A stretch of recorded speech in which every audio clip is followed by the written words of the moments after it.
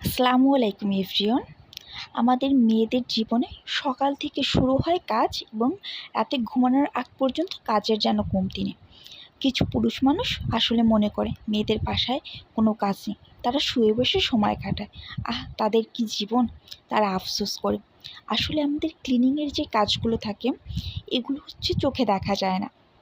আসলে যারা পরিষ্কার থাকে এবং পরিপাটি থাকে তাদের হচ্ছে কাজের কোনো কমতি নেই।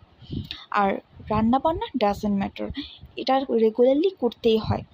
বাট এক্সেসরিজ যে কাজগুলো থাকে এগুলো আসলে বলে বোঝানো যাবে না। আর আমাদের যদি বেতনভুক্ত করা হয়, আমাদের স্বামীগুলো আসলে পথে বসে যাবে। কারণ আমাদের যে স্যালারি হবে তা দেওয়ার তাদের ক্ষমতা থাকবে না। কারণ দেখা যায় একটা কাজের লোকের কাজ প্রতি হচ্ছে ১,০০০ কি ৭০০ টাকা। বাট আমরা যদি কাজের হিসাব করে হয় ১,০০,০০০ টাকা শেষ হবে না। কি বলেন আপুরা?